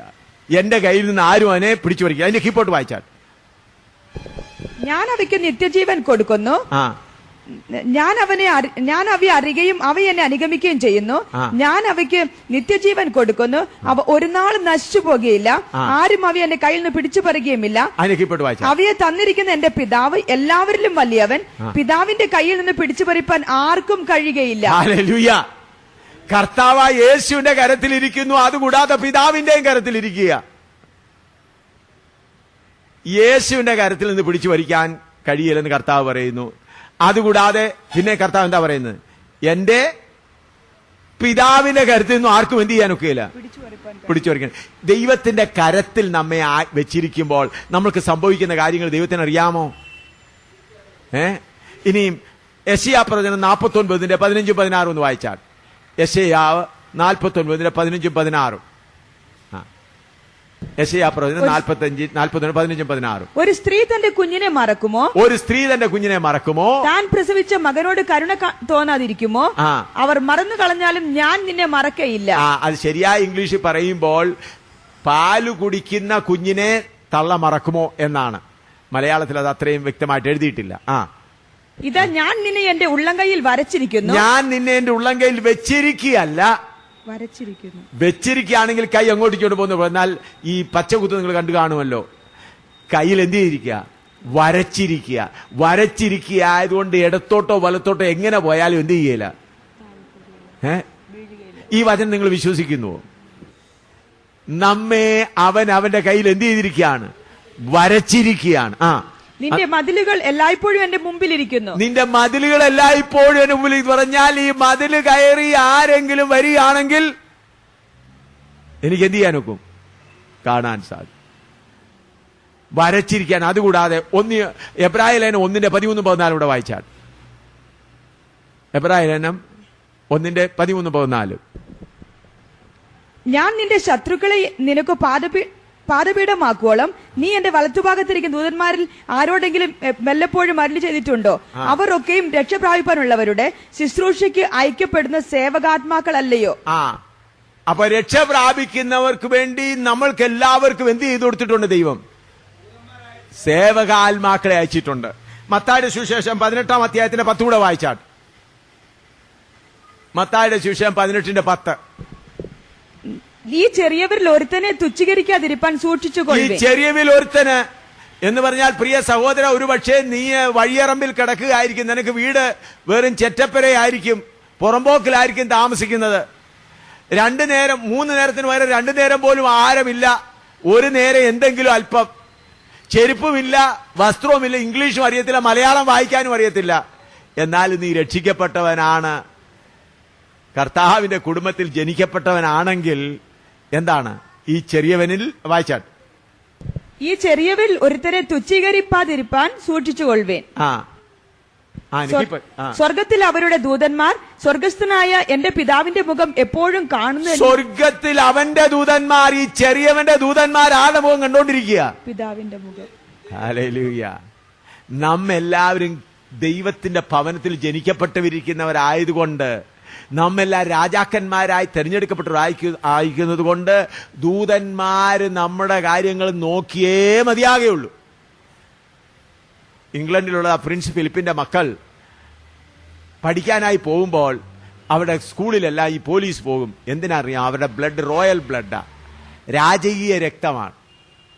അതുപോലെ നമ്മുടെ രക്തം എന്ന് പറയുന്നത് കർത്താവായ യേശുക്രിസ്തുവിന്റെ ക്രൂശിനാൽ നാം ദൈവത്തിന്റെ ഭവനത്തിൽ ജനിക്കപ്പെട്ടിരിക്കുന്ന ആയതിനാൽ രാജാക്കന്മാരുടെ രക്തമാണ് നമുക്കുള്ളത്. അതുകൊണ്ട് നമുക്കെപ്പോഴും ദൂതന്മാരെന്നോട് കാവലുണ്ട്. വടക്കേ ഇന്ത്യയിൽ എത്ര പ്രാവശ്യം എൻ്റെ തലയ്ക്ക് വേണ്ടി, ഇപ്പോഴും എൻ്റെ തലയ്ക്ക് വേണ്ടി ശ്രീനഗറുള്ള മുസ്ലിം പറഞ്ഞ 15 ലക്ഷം എൻ്റെ തലയ്ക്ക് വേണ്ടി പറഞ്ഞിരിക്കുന്നു. കൈകൾക്ക് വേണ്ടി എത്ര ലക്ഷം. ഇരവിയൂരിൽ കുഴപ്പമുണ്ടായപ്പോൾ, വടിയുണ്ടായപ്പോൾ എൻ്റെ തലയ്ക്ക് 10 ലക്ഷം പറഞ്ഞു, കൈകൾക്ക് 2 ലക്ഷം പറഞ്ഞു. 2 ലക്ഷം എൻ്റെ കൈക്ക് പറഞ്ഞത്. അന്നേരം ഒരു സംഭവം നടന്നു. ഞാൻ ആ പ്രയാസം ഉണ്ടായപ്പോൾ പരസ്യമായി ഹിന്ദുക്കളെല്ലാം കൂടി ഇരവിയൂരിലും തിരുവല്ലായിലും നടത്തി പരസ്യമായി അനൗൺസ് ചെയ്ത എം ശ്യാമലിന്റെ കൈക്ക് 2 ലക്ഷം. ഞാൻ അവിടെ ഇപ്പോൾ നെല്ലിമല താമസിക്കാൻ ഒരു പ്രാവശ്യം രാത്രി യോഗം കഴിഞ്ഞ് മടങ്ങി വരുമ്പോൾ ഒരിടത്ത് യോഗം നടന്നു. ഞാനും വേറെ 2-3 പേരും കൂടെ വരുമ്പോൾ ആ ഒരു ഈടി കയറി വേണം ഞങ്ങൾ താമസിക്കുന്നിടത്ത് വരാൻ. അപ്പം ദൂരെ നിന്ന് നോക്കിയപ്പോൾ ഒരു സഹോദരൻ, അവിടെ ഒരു ചെറിയ തെങ്ങുണ്ട്, ഒരാള് നല്ല കറുത്ത ഒരാൾ ശരീരത്തേക്ക് എണ്ണ പുരട്ടിയിട്ടുണ്ട്, അങ്ങനെ നിൽക്കുക. ഒരു വലിയൊരു വാക്കത്തി, വലിയൊരു വെട്ടുകത്തിയുമായിട്ട് നിൽക്കുക. അപ്പൊ ഞാൻ ഈടി കയറി അങ്ങോട്ട് വന്നു. ഞാൻ ചോദിച്ചു, സഹോദര എന്തിനാ ഇവിടെ നിൽക്കുന്നത്? അവന്റെ കയ്യിൽ നിന്ന് ആ കത്തി അങ്ങ് താഴെ വീണു, വലിയ വെട്ടുകത്തി വന്നു. ഉടനെ പറഞ്ഞു, നിന്നെ വെട്ടാനായിട്ട് വന്നതാണെന്ന് പറഞ്ഞു. വിറച്ച് മുട്ടുകുത്തി. എന്റെ കൂടെ വേറെ 2-3 പേരൂടെ ഉണ്ട്. വിറച്ച് മുട്ടുകുത്തി. ഞാൻ പറഞ്ഞു, സഹോദര ദൈവം നിന്നോട് ക്ഷമിക്കട്ടെ, പ്രാർത്ഥിച്ചിട്ട് ഞാനങ്ങ് പോയി. പ്രിയമുള്ളവരെ, നമ്മൾ ആരാണെന്നറിയാമോ? നാം ആരാണ്? ദൂതന്മാർ നമുക്ക് ചുറ്റും കാവലായിട്ടുണ്ട്. അപ്പോൾ ശത്രുവിന്റെ ഇഷ്ടത്തിന് വിട്ടിരിക്കുന്നതല്ല നമ്മളെ. അതുകൂടാതെ മത്തായി 10:28 മുതൽ 30 വരെ ഒന്ന് വായിച്ചാൽ. മത്തായി 10:28 മുതൽ 30 വരെ. ദേഹിയെ കൊല്ലുവാൻ കഴിയാതെ ദേഹത്തെ കൊല്ലുന്നവരെ ഭയപ്പെടേണ്ട, ദേഹിയെയും ദേഹത്തെയും നരകത്തിൽ നശിപ്പിപ്പാൻ കഴിയുന്നവനെ തന്നെ ഭയപ്പെടുവേൻ. കാശിന് 2 കുരികിൽ വിൽക്കുന്നില്ലയോ? അവയിൽ ഒന്നുപോലും നിങ്ങളുടെ പിതാവ് സമ്മതിക്കാതെ നിലത്തു വീഴുകയില്ല. എന്നാൽ നിങ്ങളുടെ തലയിലെ രോമവും എല്ലാം എണ്ണപ്പെട്ടിരിക്കുന്നു. ആകയാൽ ഭയപ്പെടേണ്ട, ഏറിയ കുരികലിനേക്കാളും നിങ്ങൾ വിശേഷതയുള്ളവരല്ലോ. നിങ്ങളുടെ ഈ തലയിലെ രോമങ്ങളെല്ലാം എണ്ണപ്പെട്ടിരിക്കുന്നു എന്നുള്ള എത്ര പേര് വിശ്വസിക്കുന്നുണ്ട്? നമ്മൾ പണ്ട് പാടും, എന്തലയിലെ മൂടികളുമെല്ലാം നിർണയമാവേനെ നീ അറിയുന്നു. നേപ്പാളിൽ ആ കാര്യങ്ങളൊക്കെ പറയാൻ ഒരുപാട് മണിക്കൂറുകൾ വേണം. ചൈനയിലും ഞാൻ 3 പ്രാവശ്യം അറസ്റ്റ് ആക്കപ്പെട്ടതാണ്. എത്രയോ ഘോരന്മാരുടെ വലയിൽ ഞാൻ പെട്ടതാണ്. 15 പ്രാവശ്യം ക്രൂരമായി പീഡിക്കപ്പെട്ടു. ഒരു പ്രാവശ്യം ഞാൻ ഏകദേശം 1 വർഷത്തിന് മുൻപ്, ഒരു വർഷമായി കാണും, ശ്രീനഗറിൽ മുസ്ലിങ്ങളെ വചനം പഠിപ്പിക്കണം, മുസ്ലിങ്ങളെ വലിയ പണ്ഡിതന്മാരെ എന്ന് പറഞ്ഞാൽ ഇറാനിലെല്ലാം പോയി PhD ഒക്കെ എടുത്ത 10-13 പണ്ഡിതന്മാരുണ്ടായിരുന്നു. അവരാണ് ഈ മുസ്ലിങ്ങളുടെ മതനേതാക്കന്മാരെ പഠിപ്പിക്കുന്നത്, ഈമാമിനെയൊക്കെ അവരുടെ പള്ളികളിൽ പ്രസംഗിതരെ പഠിപ്പിക്കുന്നത്. അവർ ഇറാനിൽ പോയി PhD എടുത്ത വലിയ ആളുകളാണ്. ദൈവം അവരുടെ മധ്യത്തിൽ വചനം പറയുവാൻ ക്രമേണ വഴി തുറന്ന് ഇന്നും ഞങ്ങൾ അവരുടെ മധ്യ പ്രവർത്തിച്ചുകൊണ്ടിരിക്കുന്നു. നിങ്ങളുടെ അറിവിന് വേണ്ടി പറയുന്ന പല മുസ്ലിംകാർ ഇന്ന് കർത്താവിന്റെ വേലക്കാരായി ഞങ്ങളുടെ കൂടെയുണ്ട്. മുസ്ലിങ്ങളുടെ കർത്താവ് ശ്രീനഗറിലും മറ്റു പലങ്ങളും നല്ല വേല ചെയ്തു. ഇപ്പം ഞാൻ ജമ്മുവിലെ ബീഹാറിൽ നിന്ന് വന്ന നല്ല പഠിപ്പുള്ള ഒരു മുസ്ലിമിനെ അവിടെ വിട്ടേച്ചാണ് വന്നത്. അവൻ വചനം പഠിച്ചുകൊണ്ടിരിക്കുകയാണ്. അരീഫ് എന്ന് പറഞ്ഞ് 38 വയസ്സുള്ള പ്രായമുള്ളവർ. നല്ല വേല മുസ്ലിങ്ങളുടെ കർത്താവ് വാതിൽ തുറന്ന് ചെയ്തുകൊണ്ടിരിക്കുകയാണ്. അപ്പോൾ ഞാൻ ഇവർക്ക് വേണ്ടി മുസ്ലിമുകളുടെ വീട്ടിലാണ് യോഗം നടത്തിക്കൊണ്ടിരുന്നത്. മുസ്ലിമുകളുടെ വീട്ടിൽ ബൈബിൾ ക്ലാസ് നടത്തിക്കൊണ്ടിരിക്കുക. യേശുക്രിസ്തു മാത്രം ദൈവം എന്ന് മുസ്ലിം സ്കോളേഴ്സ് അവരുടെ പണ്ഡിതന്മാരോടാണ് പഠിപ്പിച്ചുകൊണ്ടിരുന്നത്. എനിക്ക് ഉറുദു അറിയാവുന്നതുകൊണ്ട് ഉറുദു ഭാഷയിൽ അവരോട് ദൈവദിനം പഠിപ്പിച്ചുകൊണ്ടിരിക്കുകയായിരുന്നു. അങ്ങനെ അത് ഒരാഴ്ചത്തെയാണ്. അപ്പോൾ ഉച്ചയ്ക്ക് അവിടെ തന്നെ ആഹാരം ഞങ്ങളെല്ലാം കൂടെ ആഹാരം കഴിക്കും. ഞാൻ എൻ്റെ മുറിയിൽ പോയി വിശ്രമിച്ചിട്ട് വൈകിട്ട് വീണ്ടും വരാനായിട്ട് പോയി. ഞാൻ വൈകിട്ട് വന്നപ്പോൾ അവർ പറഞ്ഞു, ഇന്ന് രാവിലത്തെ യോഗത്തിന് 2 ആളുകൾ വന്നിരുന്നു, തീവ്രവാദികൾ വന്നിരുന്നു, നിന്നെ വെടിവെക്കാനാണ് വന്നത്. അവർ വെടിവെച്ചാൽ 5 ലക്ഷം രൂപ അവർക്ക് കൊടുക്കാമെന്ന് വാക്ക് പറഞ്ഞിരുന്നു. പക്ഷേ അവർ ഈ ഫറൻ എന്ന് പറഞ്ഞ ഒരു കോട്ട് പോലെ ഉണ്ട്, നിങ്ങൾ ശ്രീനഗറിലുള്ള തണുപ്പുകൊണ്ട് ഇടുന്നത് കാണും. അവന്റെ കൈ ആ റിവാൾവർ, അവൻ പറഞ്ഞു കൈ ഈ പോക്കറ്റിലുള്ള റിവാറിന്, കോട്ടിന്റെ പോക്കറ്റിലുള്ള റിവാറിന് കൈ ഇടുമ്പം കൈയുടെ വിരൽ മടങ്ങത്തില്ല. ഈ റിവാൾവറെ പിടിക്കണമെങ്കിൽ വിരൽ എന്താകണം? മടങ്ങണം. റിവാൾവറിന്റെ അടുക്കൽ ചെല്ലുമ്പോൾ കൈ എങ്ങനെ ഇരിക്കും? ഇങ്ങനെ വിരൽ മടങ്ങുന്നില്ല. 2-3-4 പ്രാവശ്യം ഇങ്ങനെ പോക്കറ്റിൽ കൈയിട്ടു. ഒടുവിൽ അവർക്ക് എന്നെ വെടിവെക്കാൻ കഴിയില്ല. അവർ പറഞ്ഞു, ഈ ആള് ഭയങ്കര ശക്തിയുള്ളവനാണ്, ഇവനെ നമുക്കൊന്നും ചെയ്യാൻ ഒക്കുകയില്ലെന്ന് പറഞ്ഞ് അവർ പോയെന്ന് പറഞ്ഞു. ഞാൻ അവരെ കണ്ടില്ല, ആ മുസ്ലിങ്ങളാണ് പറഞ്ഞത്. അപ്പോഴെന്താണ്, അവരിങ്ങനെ എന്നെ വെടിവെക്കാനായിട്ട് കൈയിടാനായിട്ട് നോക്കുമ്പോൾ എന്ത് നടക്കുന്നില്ല? ആരാ അതിന് അനുവദിക്കാതിരിക്കുന്നത്? എന്റെ ദൈവം. ഞാനറിയാതെ പിന്നെ എത്ര പ്രാവശ്യം, ഒരു പ്രാവശ്യം എൻ്റെ പഞ്ചാബിലൊക്കെ തീവ്രവാദികൾ വന്ന് കഴുത്തിൻ്റെ ഇവിടെ വരെ ഗണ്ണ് വെച്ചതാണ്. ഞാൻ ചിരിച്ചെന്നല്ലാതെ ഒന്നും നടന്നില്ല, അവരുടെ വരിയൊന്നും നടന്നില്ല. അങ്ങനെ എത്ര സംഭവങ്ങൾ പറയാനുണ്ട് പ്രിയമുള്ളവരെ. ഞങ്ങൾ താമസിക്കുന്ന ഹിന്ദുക്കളുടെ മധ്യത്തിൽ വാടക വീട്ടിലാണ് താമസിക്കുന്നത്. ഹിന്ദുക്കളുടെ വാടക വീട്ടിലാണ് താമസിക്കുന്നത്. അവിടെയാണ് വേല ചെയ്തുകൊണ്ടിരിക്കുന്നത്, കർത്താവിൻ്റെ വേല ചെയ്തുകൊണ്ടിരിക്കുന്നത്. RSകാരെ മറ്റവരുടെ മുമ്പിൽ എപ്പോഴും കടിച്ചു കീറാൻ പോലെ വരുന്നവരാണ്. എന്നാൽ എൻ്റെ ദൈവം അനുവദിക്കാതെ എൻ്റെ തലയിലെ തൽമുടി പോലും അവൻ എണ്ണപ്പെട്ടിരിക്കുമ്പോൾ നമ്മളെ കേരളത്തിലുള്ളവരെ ഗവൺമെന്റിന്റെ സഹായം തേടുകയാണ്, പോലീസിന്റെ സഹായം തേടുകയാണ്, സർക്കാരിന്റെ സഹായം തേടുകയാണ്, പൊളിറ്റിക്കൽ പാർട്ടിയുടെ സഹായം തേടുകയാണ്. എന്തുകൊണ്ടാ? വചനത്തിൽ ഉറച്ചു നിൽക്കാൻ കഴിയുന്നില്ല, വചനത്തെ വിശ്വസിക്കുന്നില്ല, വചനത്തിൽ വിറയ്ക്കുന്നു, വചനത്തിൽ വിശ്വസിക്കുന്നില്ല. എൻ്റെ തലയിലെ മുടികളും എല്ലാം അവൻ എന്ത് ചെയ്തിരുന്നു? എണ്ണപ്പെട്ടിരിക്കുന്നു. അങ്ങനെ നമ്മളെ പോലെ ഭദ്രതയുള്ള അമേരിക്കൻ പ്രസിഡന്റ് പോലും ഭദ്രതയുള്ളവനല്ല. നിങ്ങളുടെ കേരളത്തിലെ ചീഫ് മിനിസ്റ്ററോ ആരാലും നമ്മളെ പോലെ ഭദ്രതയുള്ള ഒരുത്തരുമില്ല. ഹല്ലേലൂയ. ദൈവ പൈതലേ, നിന്റെ കാര്യങ്ങൾ നിനക്ക് വേണ്ടി ഭദ്രതയോടെ സകലതും ചെയ്യുമ്പോൾ സാത്താൻ നിനക്കെതിരെ വരികയാണെങ്കിൽ ദൈവത്തിന് നല്ലവണ്ണം അറിയാം. ഈ ഇയ്യോബിന്റെ കാര്യം നിങ്ങൾക്ക് നല്ലോണം അറിയാമല്ലോ. ഇയ്യോബിന്റെ 1-ാം അധ്യായം, ഇയ്യോബിന്റെ 1-ാം അധ്യായം 8 മുതൽ 10 വരെ ഒന്ന് വായിച്ചാട്ട് പെട്ടെന്ന് വായിച്ചു പോകാം. യഹോവ സാത്താനോട്, എന്റെ ദാസനായ ഇയ്യോബിന്മേൽ ദൃഷ്ടി വെച്ചുവോ? അവനെ പോലെ നിഷ്കളങ്കനും നേരുള്ളവനും ദൈവഭക്തനും ദോഷം വിട്ടകലുന്നവനും ഭൂമിയിൽ ആരുമില്ലല്ലോ എന്ന് അരുളി ചെയ്തു. അതിന് സാത്താൻ യഹോവയോട്, വെറുതെയോ ഇയ്യോബ് ദൈവഭക്തനായിരിക്കുന്നത്? നീ അവനും അവന്റെ വീട്ടിനും അവനുള്ള സകലത്തിനും ചുറ്റും വേലി കെട്ടിയിട്ടില്ലയോ? 3 വേലിയുണ്ട് ദൈവവൈതലേ. നിനക്കൊരു വേലിയുണ്ട്, നിന്റെ വീടിനൊരു വേലിയുണ്ട്, നിന്റെ സകല സമ്പത്തിനും വേലിയുണ്ട്. അപ്പോൾ നിങ്ങൾക്ക് വചനം അറിയാവുന്നതുകൊണ്ട് പെട്ടെന്ന് നമുക്ക് ചിന്തിച്ചു പോകാം. അപ്പോൾ യഹോവയായ ദൈവം അവന്റെ സമ്പത്തിനും അവന്റെ കുടുംബത്തിനുള്ള വേലി അങ്ങ് അഴിച്ചു. അപ്പോൾ അവരെല്ലാവരും എന്തായി തീർന്നു? നശിക്കുവാനിടയായി. ഇനിയും പിന്നെ അതിന്റെ 2-ാം അധ്യായത്തിന്റെ 4 മുതൽ 8 വരെ വായിച്ചാൽ, സാത്താൻ യഹോവയോട്, ത്വക്കിന് പകരം ത്വക്ക്, മനുഷ്യൻ തനിക്കുള്ളതൊക്കെയും തന്നെ ജീവന് പകരം കൊടുത്തു കളയും. നിന്റെ കൈ നീട്ടി അവന്റെ അസ്ഥിയും മാംസവും ഒന്ന് തൊടുക, അവൻ നിന്നെ മുഖത്ത് നോക്കി ത്യജിച്ചു പറയുമെന്ന് ഉത്തരം പറഞ്ഞു. യഹോവ സാത്താനോട്, ഇതാ അവൻ നിന്റെ കയ്യിലിരിക്കുന്നു, അവന്റെ പ്രാണനെ മാത്രം തുടരുതെന്ന് കൽപ്പിച്ചു. അങ്ങനെ യേശുക്രിസ്തുവിൻ ഈ യോബ് ഒരു ഭക്തൻ മാത്രമായിരുന്നു. എന്നാൽ നാം എവിടെ വസിക്കുന്നവരാ? അവന്റെ കുടുംബത്തിൽ ജനിക്കപ്പെട്ടവർ. അതുകൂടാതെ ക്രിസ്തുവിന്റെ കരങ്ങളിലിരിക്കുന്നവർ. നമ്മളെ പോലെ സുരക്ഷിത. ഇയ്യോബ് ഇത്രമാത്രം സുരക്ഷിതനായിരുന്നു. എന്നാൽ ഇയ്യോബിന്റെ വേലി ദൈവം അഴിച്ചു കളഞ്ഞത് എന്തിനാണെന്നറിയാമോ? അത് ആഴമായി പഠിച്ചാൽ ഇയ്യോബിന്റെ സ്വയനീതി ഒന്ന് വെളിപ്പെടുത്താനായിരുന്നു. അതിന്റെ ഇയ്യോബിന്റെ 13-ാം അധ്യായത്തിന്റെ 15-ാം വാക്യം വായിച്ചാൽ, 13-15 വായിച്ചാൽ, അവൻ എന്നെ കൊന്നാലും ഞാൻ അവനെ തന്നെ കാത്തിരിക്കും, ഞാൻ എന്റെ നടപ്പ് അവന്റെ മുമ്പാകെ തെളിയിക്കും. ഞാൻ എന്റെ നടപ്പ് എന്ത് ചെയ്യും? മുമ്പാകെ തെളിയിക്കും. അപ്പൊ നോക്കിയേ, ഇയ്യോബിന്റെ സ്വയം എത്രമാത്രമാണ്. അവൻ ഇത്രമാത്രം ചെയ്താലും ഞാൻ എന്ത് ചെയ്യും?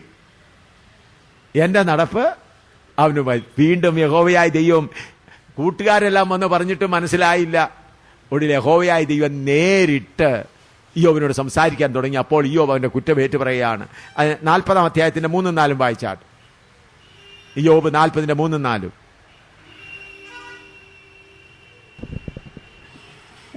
അതിന് ഇയ്യോബ് യഹോവയുടെ ഉത്തരം പറഞ്ഞത്, ഞാൻ നിസാരനല്ലോ, ഞാൻ നിന്നോട് എന്തുത്തരം പറയേണ്ടു? ഞാൻ കൈകൊണ്ട് വായ് പൊത്തിക്കൊള്ളുന്നു. എന്റെ ഇതിനു മുൻപ് ഇയ്യോബ് അവന്റെ ഞാൻ എന്റെ കണ്ണിനോടൊരു നിയമം ചെയ്തിട്ടുണ്ട്, ഞാൻ ഇങ്ങനെ ചെയ്യും അങ്ങനെ ചെയ്യുമെന്ന് എല്ലാം എന്താ പറഞ്ഞത്? ഭക്തനായിരുന്നു അവൻ. എന്നാൽ ഭക്തനായതോടുകൂടെ സ്വയനീതിയാകുന്ന പാറക്കെട്ടും അവനകത്തുണ്ടായിരുന്നു. എന്താ ഉണ്ടായിരുന്നത്? സ്വയനീതിയാകുന്ന പാറക്കെട്ട്. ആ പാറക്കെട്ടൊന്ന് പൊട്ടിക്കാൻ ദൈവത്തിന് എന്ത് ചെയ്യേണ്ടി വന്നു? അവന്റെ കുടുംബത്തെ മുഴുവൻ നശിപ്പിക്കേണ്ടതായിട്ട് വന്നു. അതുകൂടാതെ അവന്റെ ശരീരം മുഴുവൻ തല മുതൽ പാദം വരെ ഇത്രമാത്രം രോഗം പിടിച്ചിട്ട് ചാരത്തിൽ നിന്ന് എന്ത് ചെയ്യേണ്ടി വന്നു? ചിരണ്ടിക്കൊണ്ടിരുന്നു. എന്നിട്ടും അവന്റെ സ്വയനീതി എങ്ങനെയായിരുന്നു? ഞാൻ എന്റെ നടപ്പ് എന്ത് ചെയ്യും? തെളിയിക്കും. എന്നാൽ ഒടുവിൽ കൂട്ടുകാർ വന്ന് പറഞ്ഞെടുക്കുകയും ആ പാറക്കെട്ട് പൊട്ടിയില്ല. എന്നാൽ യഹോവയായ ദൈവം വന്ന് അവനോട് പറയാൻ തുടങ്ങി. സ്വയം അപ്പോൾ പറഞ്ഞു, എന്റെ ദൈവമേ, ഞാൻ നിസാരനല്ലോ, എന്റെ വായ പൊത്തിക്കൊള്ളുന്നു. അതിന്റെ 42-ന്റെ 5-6 കൂടെ വായിച്ചാട്ട്. ഞാൻ നിന്നെ കുറിച്ചൊരു കേൾവി മാത്രമേ കേട്ടിരുന്നുള്ളൂ, ഇപ്പോഴോ എന്റെ കണ്ണാൽ നിന്നെ കാണുന്നു. ആകയാൽ ഞാൻ എന്നെ തന്നെ വെറുത്ത് ഇതിനു മുമ്പ് എന്ത് ചെയ്തുകൊണ്ടിരുന്നായിരുന്നു അയ്യോബ്? ഞാൻ വിശുദ്ധൻ, ഞാൻ പാവപ്പെട്ടവരുടെ കണ്ണായിരിക്കുന്നു, ഞാൻ ഒരു സ്ത്രീയെ നോക്കുമോ, അന്ന തന്റെ വിശുദ്ധിയുടെ ഓരോന്ന് പറഞ്ഞു കൊടുത്തിരുന്നു.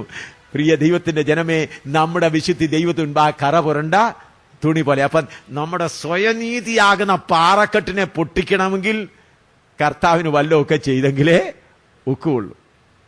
സ്വയനീതിയാകുന്ന പാറക്കെട്ട്. അപ്പോൾ എന്ത് ചെയ്തു? അവനെന്തോ, ഞാൻ രട്ടിലും വെണ്ണീരിലും ഇരുന്ന് എന്ത് ചെയ്യുന്നു? വായിച്ചാട്ട്.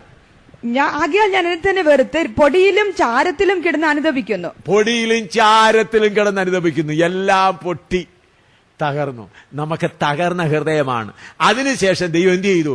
അവൻ അനുദപിച്ച ശേഷം അവന് മുൻപുണ്ടായിരുന്നതിനേക്കാൾ ഇരട്ടി കൊടുത്തു. സാത്താനെ സന്തോഷിപ്പിക്കാനാണോ ദൈവം ഇയ്യോബിനെ കഷ്ടപ്പെടുത്തിയത്, അതോ ഇയ്യോബിനെ ശുദ്ധീകരിക്കാനായിരുന്നു? പറഞ്ഞാട്ട്, നിങ്ങളൊന്ന് പറഞ്ഞാട്ട്. ഇയ്യോബിനെ ശുദ്ധീകരിക്കാനായിരുന്നു. പ്രിയ ദൈവമക്കളെ, അതുപോലെ ക്രിസ്തീയ ജീവിതത്തിൽ മുൻപോട്ട് പോകുന്ന നിങ്ങളുടെ ജീവിതത്തിൽ കഷ്ടങ്ങൾ ഓരോന്നോരോന്ന് വരുന്നത് എന്തിനു വേണ്ടിയാണെന്നറിയാമോ? നമ്മെ ശുദ്ധീകരിക്കാൻ, നമ്മുടെ സ്വയനീതി ഒന്ന് മാറ്റാൻ. അതിനുവേണ്ടിയാണ് ക്രൂശ് എടുക്കേണ്ടത്. അതുകൊണ്ട് 1 പത്രോസ് 4:12-13 വായിച്ചാട്ട്. 1 പത്രോസ് 4:12-13. പ്രിയമുള്ളവരെ, നിങ്ങൾക്ക് പരീക്ഷയ്ക്കായി സംഭവിച്ചിരിക്കുന്ന അഗ്നിശോധനയെങ്കിൽ ഒരു അപൂർവ കാര്യം നിങ്ങൾക്ക് വന്നുകൂടി എന്ന് വെച്ച് അതിശയിച്ചു പോകരുത്. അഗ്നിശോധനയെങ്കിൽ ഒരു അപൂർവ കാര്യം വന്നു വെച്ച് എന്ത് ചെയ്യരുത്? പരിശോധിക്കരുത്, അതിശയിക്കരുത്.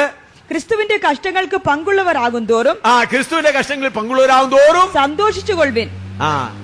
അങ്ങനെ നിങ്ങൾ അവന്റെ തേജസ്സിന്റെ പ്രത്യക്ഷതയിൽ ഉല്ലസിച്ചാനന്ദിപ്പാൻ ഇടവരും. ഹല്ലേലൂയ.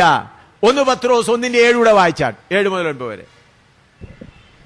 അഴിഞ്ഞു പോകുന്നതും തീയിൽ ശോധന കഴിക്കുന്നതുമായ പൊന്നിനേക്കാൾ നിങ്ങളുടെ വിശ്വാസത്തിന്റെ പരിശോധന വിലയേറിയതെന്ന്.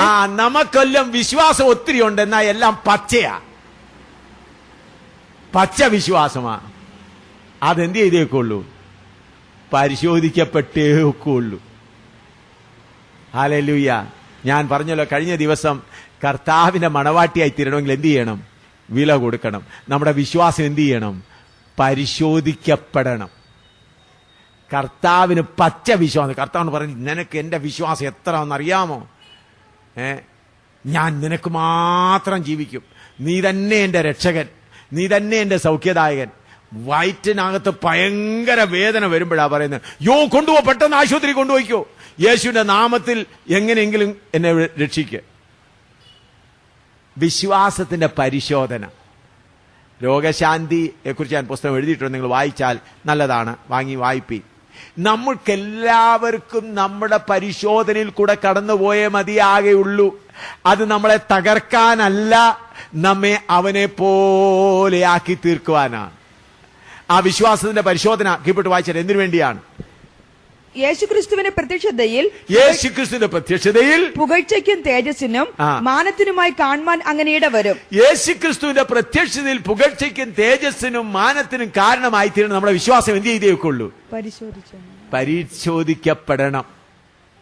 ആകയാൽ പ്രിയമുള്ളവരെ, ഇന്നത്തെ ട്രെൻഡ്, ഇതെന്താണ്? പെട്ടെന്ന് അങ്ങ് വിടുതൽ, എങ്ങനെയെങ്കിലും വിടുതൽ. സഹോദര, വിടുതലായി കഴിഞ്ഞാൽ സ്വർഗത്തിൽ നിന്നും വിടുതൽ പ്രാപിക്കും. നിങ്ങൾ പുതിയ യെരൂശലേമിൽ നിന്നും വിടുതലാകും. ഇവിടുന്ന് രോഗത്തിൽ നിന്നും കഷ്ടത്തിൽ നിന്നും എല്ലാം വിടുതലായി. പിന്നെ എവിടുന്ന് വിടുതലാകും? പരിശുദ്ധാത്മാവിൽ നിന്നും വിടുതലാകും, പുതിയ യെരൂശലേമിൽ നിന്നും വിടുതലാകും, പുതിയ ഭൂമിയിൽ നിന്നും എന്താകും? വിടുതലാകും. പിന്നെ അവന്റെ കൂടെ പോയി നരകത്തിൽ കിടന്ന് പല്ലുകടിക്കുക അല്ലാതെ വേറൊരു മാർഗവുമില്ല. അതുകൊണ്ട് വിടുതലല്ല നമ്മൾക്ക് ആവശ്യം. കഷ്ടങ്ങളിൽ കൂടെ പോകുമ്പോൾ കർത്താവേ നിന്റെ കൃപ എനിക്ക് പകരണമേ, എനിക്കത് സഹിക്കുവാൻ കഴിയുന്നില്ല കർത്താവേ. ഈ പഴയ നിയമ വിശുദ്ധന്മാരെ കുറിച്ച് എബ്രായ ലേഖനത്തിൽ എഴുതിയിരിക്കുന്നു, അവര് കോലിനാൽ അടിപെട്ടു, കഷ്ടങ്ങൾ അനുഭവിച്ചു, അവരെന്ത് ചെയ്തില്ല. 11-ാം അധ്യായത്തിന്റെ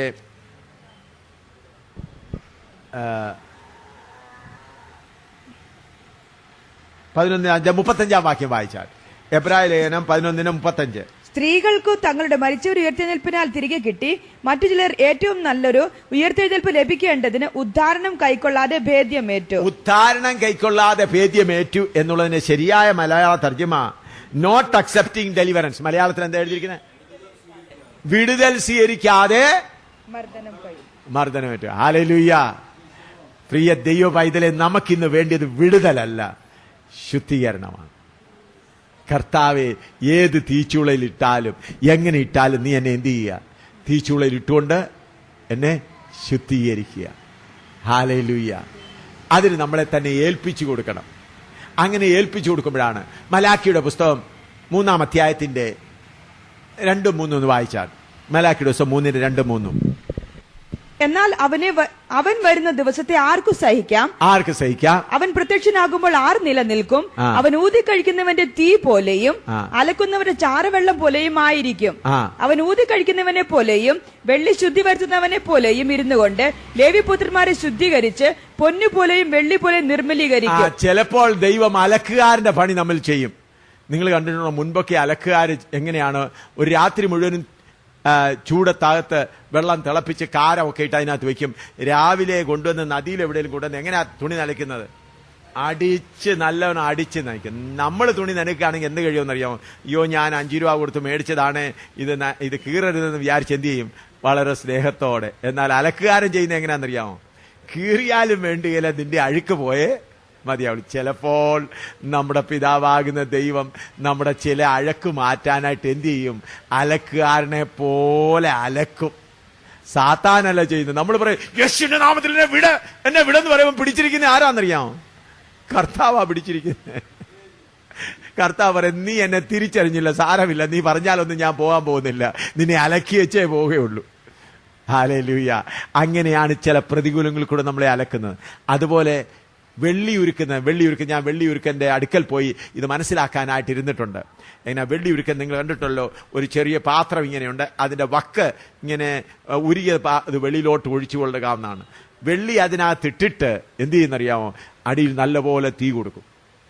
ബ്ലോവർ കൊണ്ടോ തീ കൊടുത്ത് നല്ലപോലെ. ഞാൻ അവനോട് ചോദിച്ചിട്ടുണ്ട്, ഈ വെള്ളി ഉരുക്കുന്നവരോട്, എങ്ങനെയാണ് വെള്ളി നല്ലപോലെ ഉരുകിയെന്ന് മനസ്സിലായത്? അവർ പറയും, എന്റെ മുഖം ആ ഉരുകിയ വെള്ളിയിൽ എപ്പം നല്ലവണ്ണം കാണാൻ കഴിയുമോ അപ്പോൾ എനിക്ക് മനസ്സിലാകും അതിന്റെ കിട്ടമെല്ലാം ഉരുകി താഴെ പോയി വെള്ളി മാത്രം വന്നിരിക്കുകയാണ്.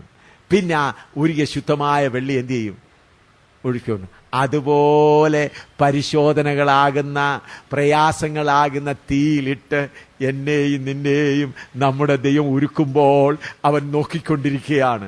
1 മിനിറ്റ് കൂടുതൽ, മിനിറ്റ് പോട്ടെ 1 സെക്കൻഡ് കൂടുതൽ അവൻ താമസിക്കുകയില്ല, നമ്മളെ ഇത്രമാത്രം സ്നേഹിക്കുന്നത് കൊണ്ട്. എന്നാൽ നമ്മൾ പൂർണ്ണമായി സമർപ്പിക്കപ്പെട്ടവരാണെങ്കിൽ അവൻ നമ്മളെ ഒരുക്കി. ഹല്ലേലൂയ. അതുകൊണ്ടാണ് 2 കൊരിന്ത്യർ 3:18 വായിച്ചാൽ, 2 കൊരിന്ത്യർ 3:18. എന്നാൽ മൂടുപടം നീങ്ങിയ മുഖത്ത് കർത്താവിന്റെ തേജസ്സിനെ കണ്ണാടി പോലെ പ്രതിബിംബിക്കുന്നവരായി നാം എല്ലാവരും ആത്മാവാകുന്ന കർത്താവിന്റെ ദാനമായി തേജസ്സിന്മേൽ തേജസ് പ്രാപിച്ച് അതേ പ്രതിമയായി രൂപാന്തരപ്പെടുന്നു. ഹല്ലേലൂയ. പ്രിയ ദൈവജനമേ, നമ്മെ സാത്താൻ ഒന്നും ചെയ്യാൻ കഴിയയില്ല. ദൈവം അനുവദിക്കാതെ ഒരു കാര്യവും നടക്കയില്ല. ദൈവം അനുവദിച്ച കാര്യം നടക്കുമ്പോൾ എന്ത് ചെയ്യണം? കർത്താവേ, റോമർ 5:17 വീണ്ടും വായിച്ചാൽ, റോമർ 5:17 വായിച്ചിട്ട് നമുക്കൊരു ഏകന്റെ ലംഘനത്താൽ മരണം ആ ഏകൻ നിമിത്തം വാണുവെങ്കിൽ കൃപയുടെയും നീതിദാനത്തിന്റെ സമൃദ്ധി ലഭിക്കുന്നവർ യേശുക്രിസ്തു എന്ന ഏകൻ നിമിത്തം ഏറ്റവും അധികമായി ജീവനിൽ വാഴും. ഏറ്റവും കൃപയുടെ സമൃദ്ധി എന്താ വേണ്ടിയത് നമുക്ക്? പണവും സമ്പത്തിന്റെ സമൃദ്ധിയുമല്ല. പ്രോസ്പെരിറ്റി എന്ന് പറഞ്ഞ ആത്മീയമായ പ്രോസ്പെരിറ്റി, അഭിവൃദ്ധി, അനുഗ്രഹം. കർത്താവ് കൃപ വേണം, കർത്താവ് കൃപ വേണം. ചൂട് കൂടുതലാണ്. എന്റെ ഭർത്താവ് പരിശോധനയിൽ കൂടെ പോകുന്നു, ചൂട് കൂടുതലാണ്. ഭാര്യ പരിശോധനയിൽ കൂടെ പോകുന്നു, അയൽവക്കത്തായാലും കൂടെ ഞങ്ങളെ പരിശോധിക്കുന്നു. സഹിക്കാൻ പ്രയാസമാണ്. കർത്താവേ കൃപ തരണമേ. ഉപവാസം ഇരുന്ന് മാറ്റിത്തരാനല്ല പറയേണ്ടത്. എന്താ ചെയ്യേണ്ടത്? കർത്താവ് പരിശോധിക്കാനായിട്ട് ശ്രമിക്കുമ്പോൾ നമ്മൾ 21 ദിവസത്തെ ഉപവാസമാണ്. കർത്താവ് ശരി 21 ദിവസത്തെ നിന്റെ സത്യാഗ്രഹം ഒന്ന് കഴിയട്ടെ, പിന്നെ ഞാൻ തുടങ്ങിക്കോളാം. അല്ല 7 ദിവസം ഉപവാസം. കർത്താവേ നീ എന്നെ ശരിയാക്കുന്ന സൗഖ്യമാക്കുന്നത് വരെ വിടുവിക്കുന്നവരെ ഞാൻ ആഹാരം കഴിക്കത്തില്ല. ശരി, 21 ദിവസം കഴിയുന്നവരെ കർത്താവ് കാത്തിരുന്നു. അത് കഴിഞ്ഞ് അതിന്റെ അപ്പുറത്തേത് കർത്താവ് കൊണ്ടുവരും. പിന്നെ 40 ദിവസമായിരിക്കും. അവനെ 40 ദിവസം ഉപവാസം ഇരുന്നോ, കുഴപ്പമില്ല. പിന്നെ ഞാൻ പരിപാടി ചെയ്തു. നീ ഉപവാസം ഇരുന്നപ്പോൾ പ്രാർത്ഥിച്ചതായി എന്നെ നിന്നെ പോലെ ആക്കണമെന്ന്. മോളെ, ഞാൻ നിന്നെ ഞാൻ എന്നെ പോലെ ആക്കുക. നിനക്ക് മനസ്സിലായില്ലെന്നേ ഉള്ളൂ, നീ വചനം ധ്യാനിക്കുന്നില്ല. ഹല്ലേലൂയ. നമ്മൾ പണ്ടൊരു പാട്ട് പാടുമായിരുന്നല്ലോ, ആ പാട്ടൊന്ന് പാടുവാൻ ഞാൻ ആഗ്രഹിക്കുന്നു. എല്ലാവരും കൂടെ ചേർന്ന് ആ പാട്ട് പാടിയിട്ട് നമുക്ക് അവസാനിപ്പിക്കാം. സ്വർഗീയ പിതാവേ, നിൻ തിരുഹിതം സ്വർഗത്തിലെ പോലെ ഭൂമിയിലാക്കണേ. നമുക്കെല്ലാവർക്കും കൂടെ ആ പാട്ട്